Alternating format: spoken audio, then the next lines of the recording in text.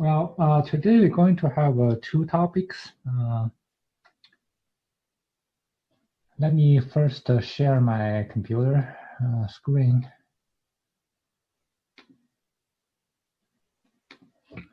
So last time, some of you asked, can I do a PID controller on Raspberry Pi? And I said, of course you can, but at the time I didn't do any search on that subject. So last night, I spent some time. So this is what I found. So today our topic will be two topics. The first topic will be the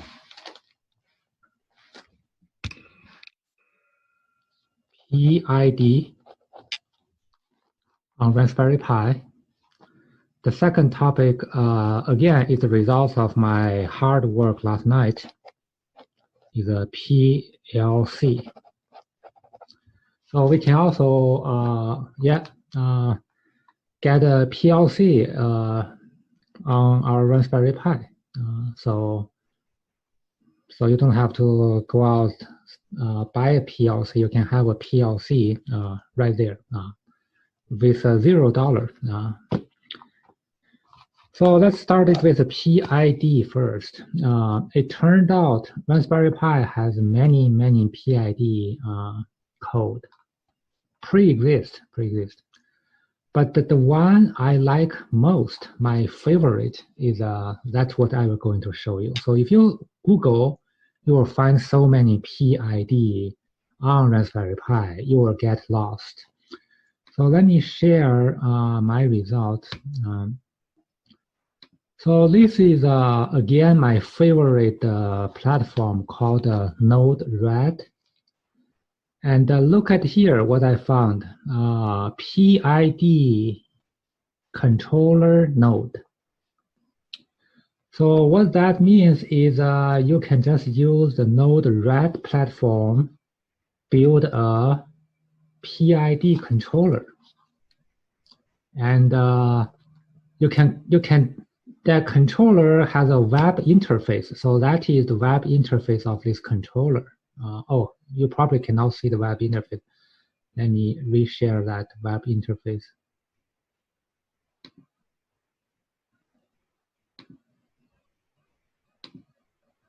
So this is the web interface for that controller. So that's why I like Node-RED so much. So this is the PID output. Right now it's losing control. The temperature is colder than my set point. My set point is 51 degrees Celsius. Actual temperature is 47. So that's why my PID output is running away, because it's trying to get the CPU hotter. There's no way the PID controller can get CPU hotter, because the only way to get CPU hotter is run more process on the CPU. So it just gives you an idea of how the PID, this is the output, right now is positive. And usually what happens is you set the temperature lower. For example, I want my Raspberry Pi run lower. So now I will change my set point.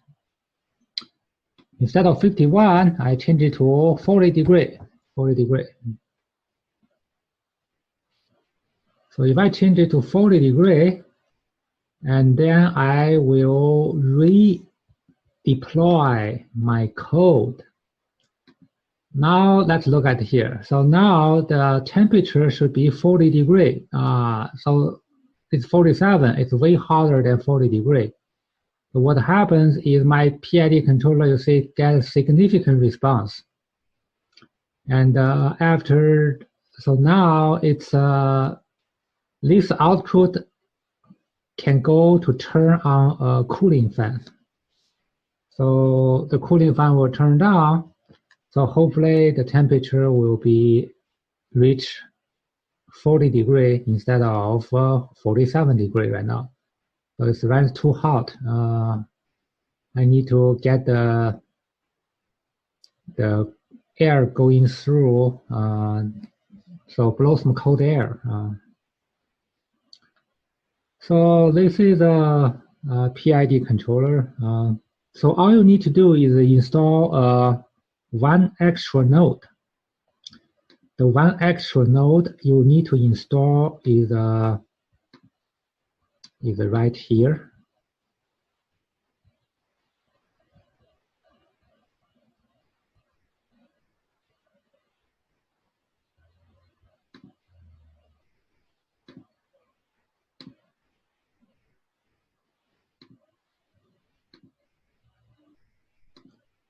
So this is the node, PID controller node.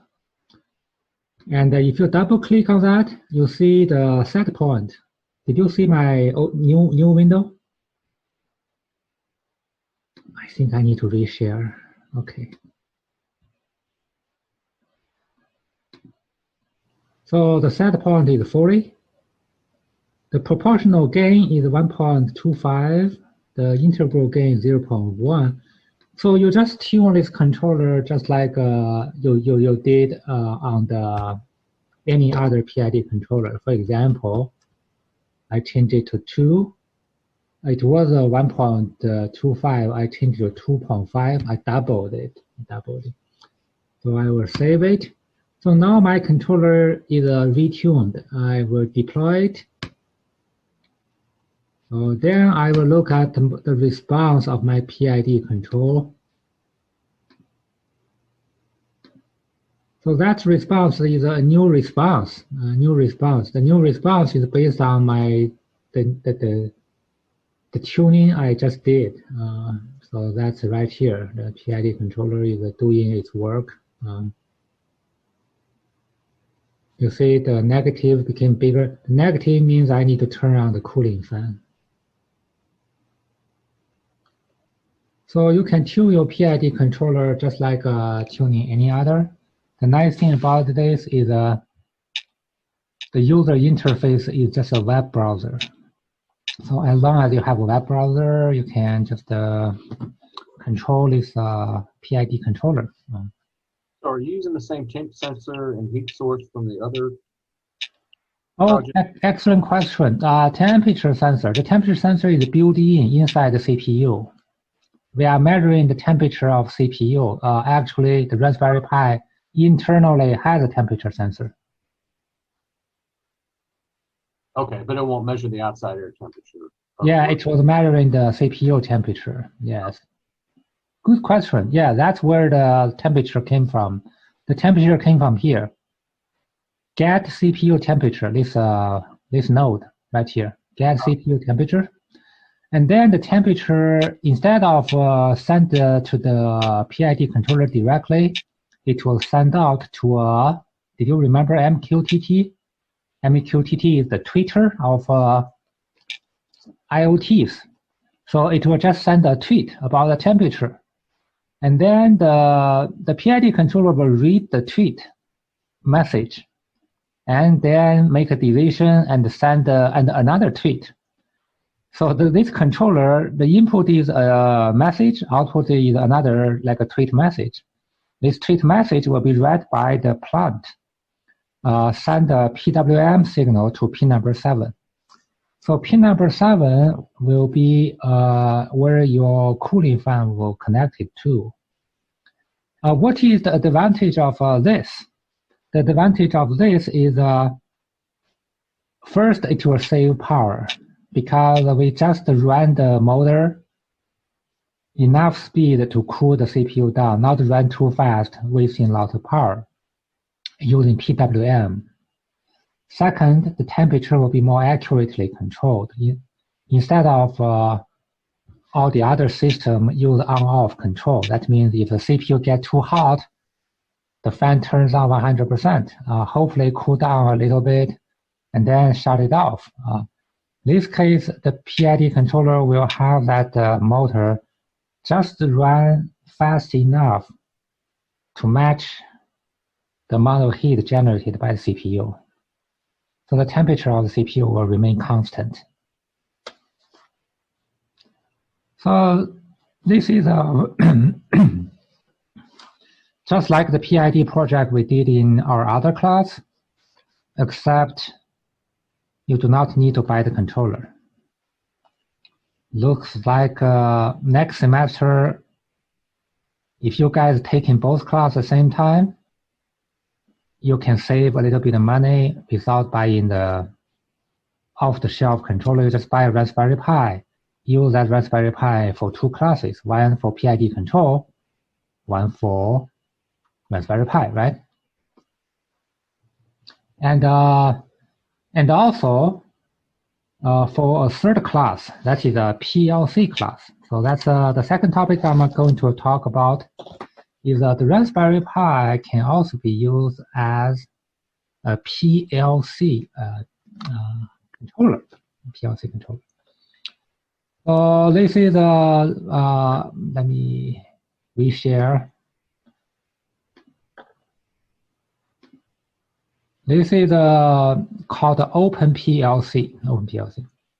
So I just download the OpenPLC to Raspberry Pi. After you download OpenPLC to Raspberry Pi, your Raspberry Pi became a PLC. So all the inputs and outputs can be programmed using ladder logic diagram. So so let's look at OpenPLC. Read a little bit about OpenPLC. So this is downloaded to your Raspberry Pi. It has a web interface. So after the OpenPLC is downloaded to your Raspberry Pi, you just open up your browser. Again, point to this location. Your IP address, 8080. So that's the address.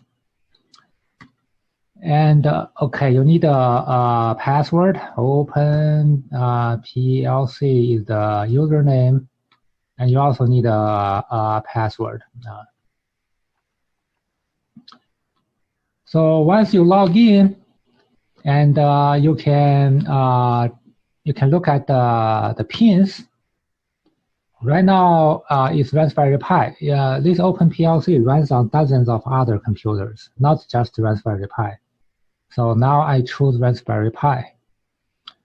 And you can upload many PLC codes. Right now I have 1, 2, 3 PLC code. They are called test, but they are different PLC code.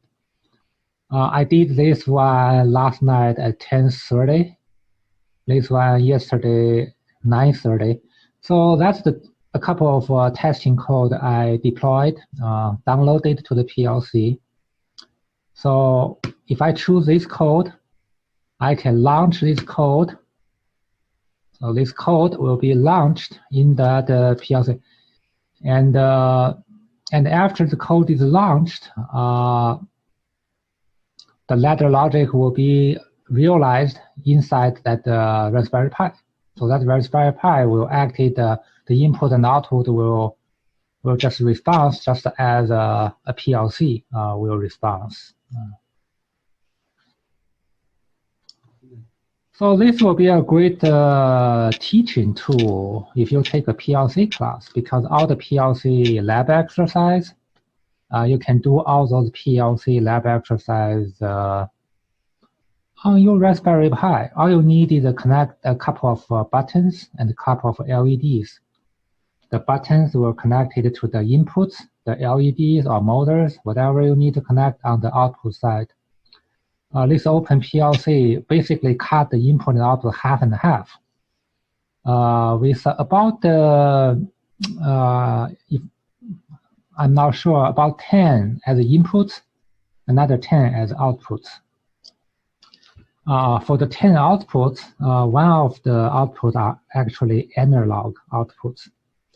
So this OpenPLC on Raspberry Pi has 10 inputs, digital inputs, 10 digital outputs, and one analog output. So all you need is clock start PLC, and your PLC will be up and running. So now the PLC is running. It says running right here. So how do you enter a new code? to enter a new code, you need an editor. You need an editor. The editor runs on many computers. It can run on Windows, it can run on Macintosh, can run on a Raspberry Pi.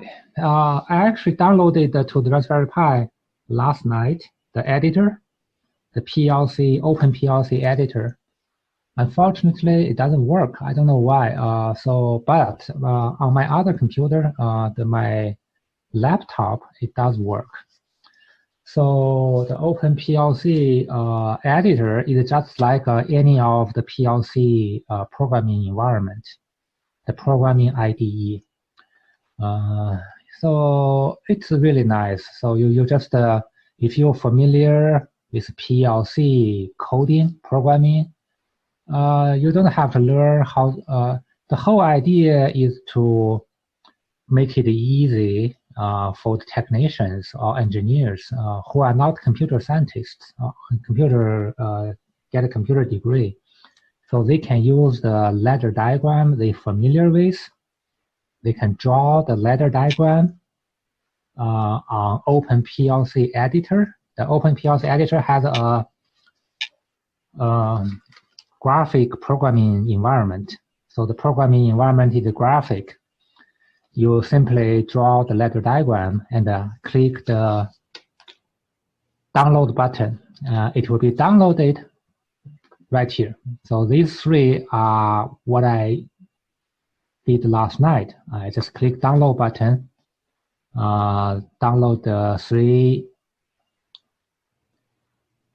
ladder diagrams to my OpenPLC on my Raspberry Pi.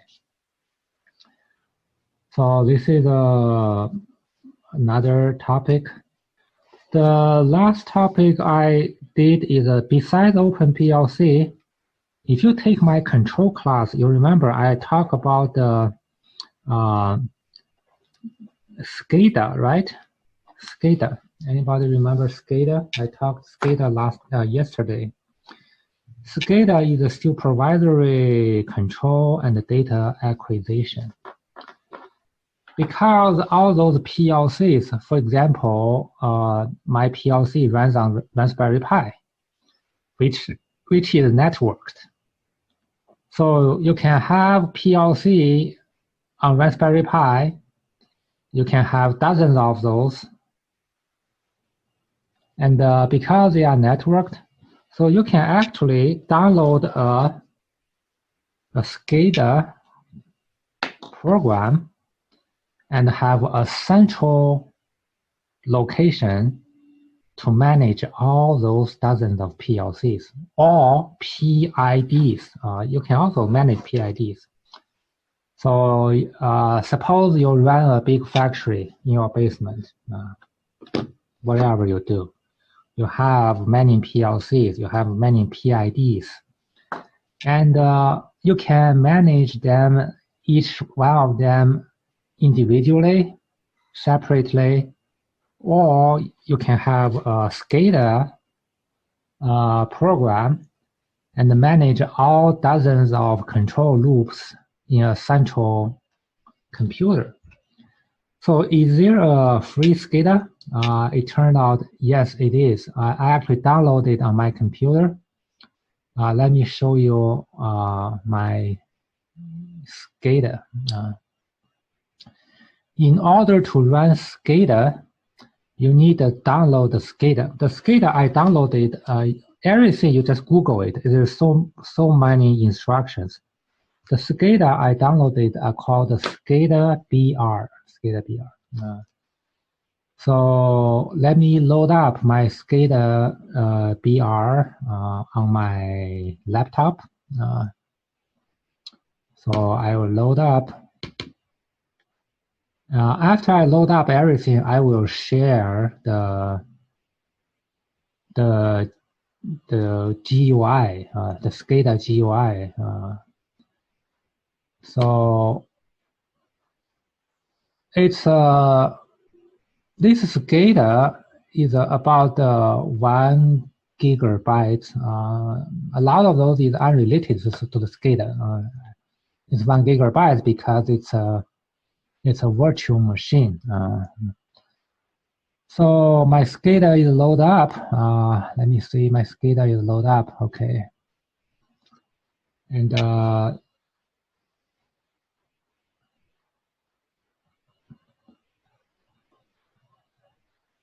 still waiting my SCADA to load up. Okay. All right, now it's loaded up. So let me show you the SCADA interface.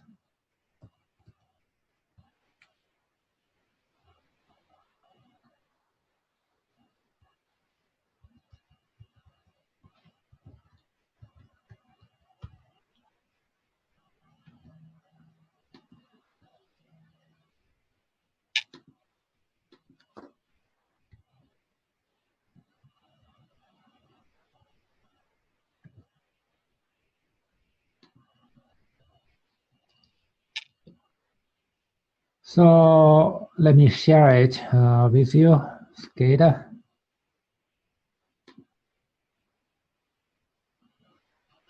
So this new share is the interface for SCADA BR. I need to log in, so I will log in. After I log in, that will be the SCADA interface. And what you need to do is once you log into your SCADA monitor program, you need to find all those dozens of PLCs and the PIDs, right? Suppose all those PLCs and PIDs are networked. So how do you find that? You use this button. You click here, and then you click here. Those are all the protocols of your controller. So when your controller is networked, you need a networking protocol. And for this PLC, the networking protocol is called Modbus. So I will click that Modbus, and that's what I found. That's my Pi PLC right here. The IP address is that's IP address. That's port address 502. That is my Pi PLC. And if you have multiple PLCs, you will find each and every one of those. Also, if you have PID controllers, you can just find PID controllers. The PID controller we use in the other class, there's no networking interface, so obviously that is out. But if you're using a PID on Raspberry Pi, potentially you can build a SCADA interface for that PID controller, and then you can look at that controller and also supervise that controller over here in a central location. So let me show the. So now I have an input on my PLC right here. I have an output. It's all binary, and I can also see the data logs. So if you see, that is yes, last night I turned on the LED on and off, and the SCADA will just record everything. The SCADA also can automatically not only can record everything, can also set. The SCADA can have complete control of your PLC. So I can actually not only observe, I can also manually turn the LED on and off, manually intervene, just in case the operator sees something goes wrong, can manual override your PLC or PLC or PID. So all those control processes, the SCADA program I'm running right here can not only monitor, can also do a manual override. I watched I was reading a textbook, very nice book. It basically says a lot of the industrial accident happens because the controller was malfunctioning, and the control process ran away from the set point, became dangerous, and then it became a bomb or fire.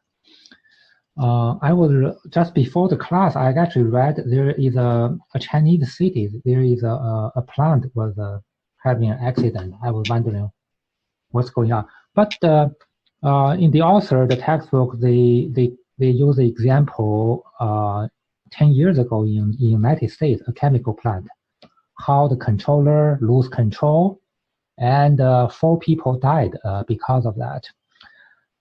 So obviously, you need to design, when you design a control industrial process, you need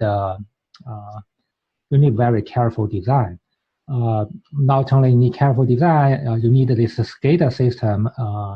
The operator, if they observe something dangerous, this SCADA environment has many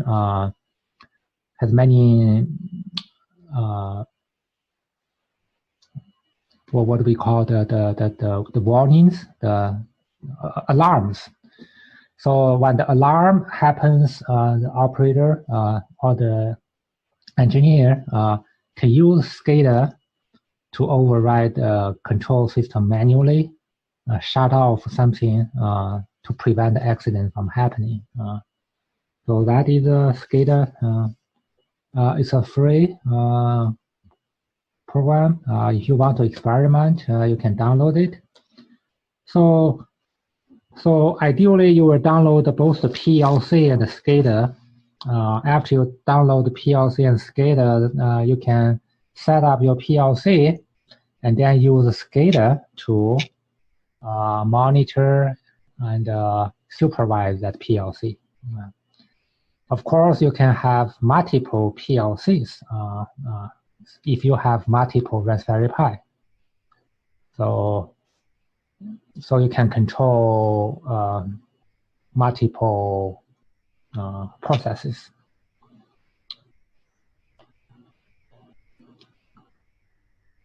So that is all I found out last night.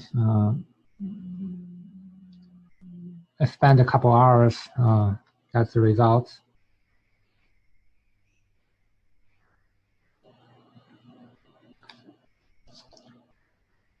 And also last night, some of you know my computer crashes, so it turned out, yeah, I have a backup, so it's just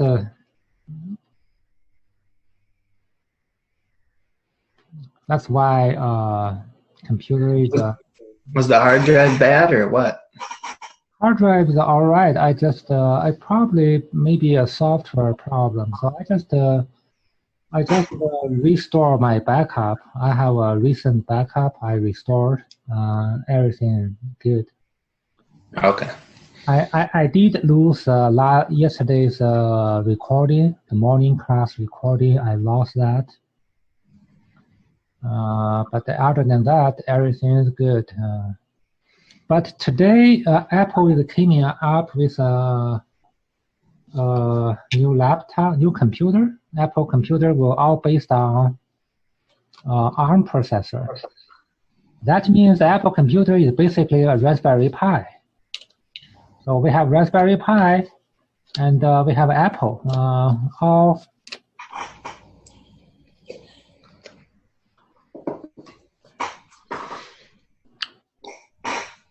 that's all I have. Any of you have comments? How about your project?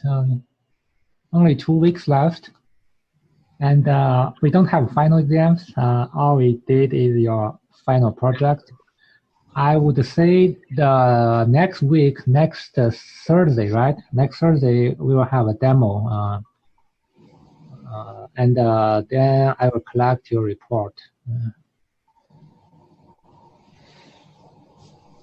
So make sure you have that demo ready next Thursday. Well, you guys just gonna come over and play video games, or? What was that? It's so. Yeah, I'll bring the beer. I'll get to keep the fire up because I'm not really as familiar with some. Want a celebration? Okay. Well, yeah, something to celebrate. I have a cup of tea.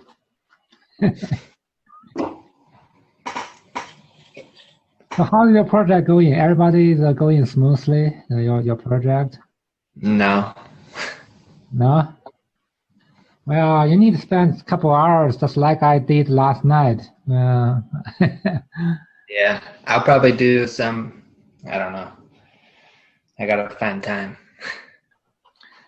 Yeah, it just take too much time. You need to have a life instead of just sitting in front of a computer. So yeah, you have to balance that. Well, Jeremy, I actually found a cable that is a USB-C, USB 3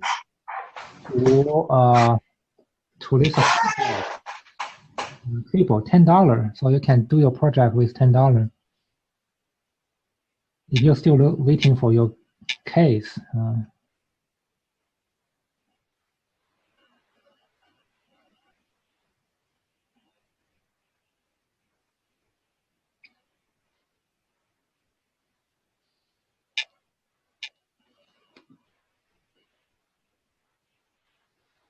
All right, Joe, how about your project? You're working good? Yeah, the controller was a little weird at first. It took me. I got this generic controller years ago. I tried to use it on. Wow, that's looking good. Almost exactly. Use it on Battlefront, and it never worked. And so I almost threw it away. But it's got a lot of extra buttons on it, and Yeah. I never could get these buttons in here to work. And so I had to make the start and select button, these two buttons up here, Mm-hmm. and that, and just dealing with wonky files that I found of certain games have been my biggest issues. But it's running well now.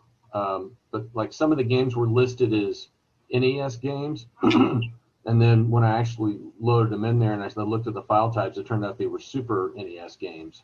And it's just a matter of finding the right folder for them, and knowing what goes where.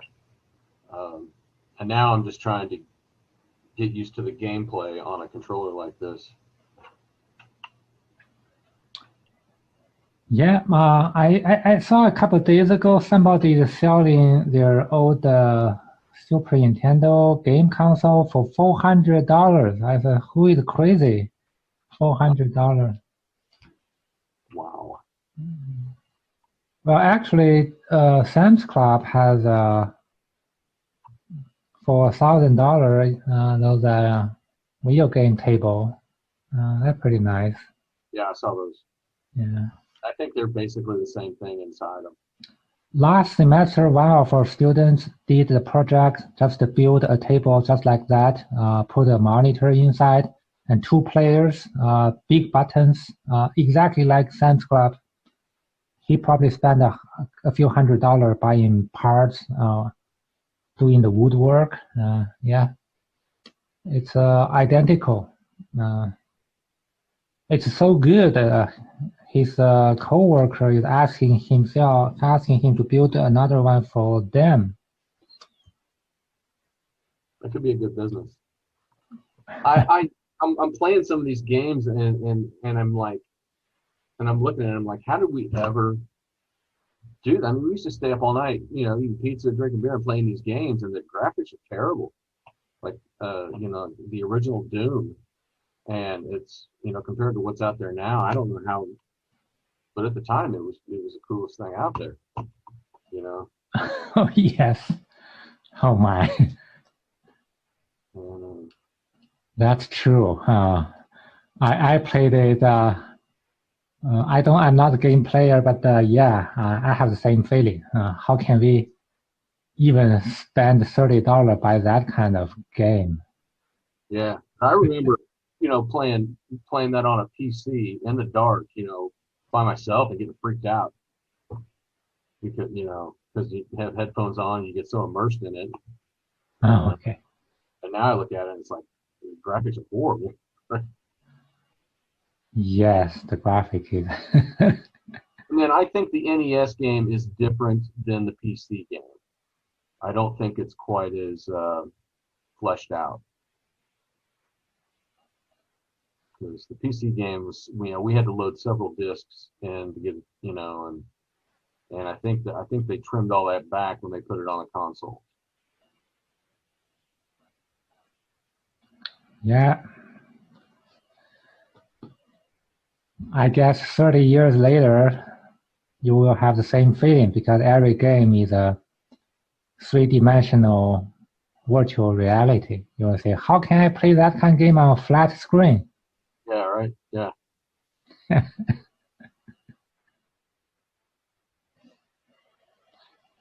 All right, very good, very good.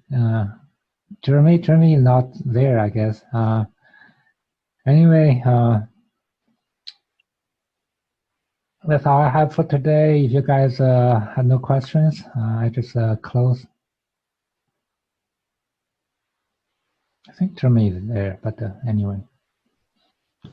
Yeah, he keeps turning his mic on, but He probably struggling to use his computer right now. Yeah. He's a computer expert. not today, he's not. Not today, yeah, not today.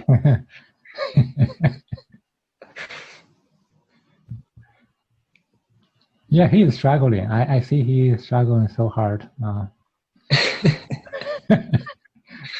Just like me yesterday. Yesterday, Tim was there, only person in my class yesterday, and my Apple crashed, and then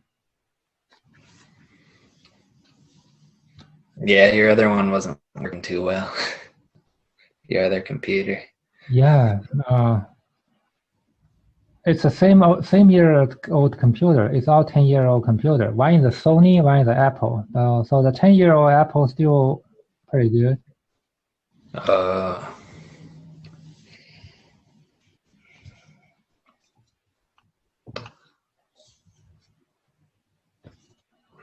All right. If you don't have questions, you can log off. I will probably wait.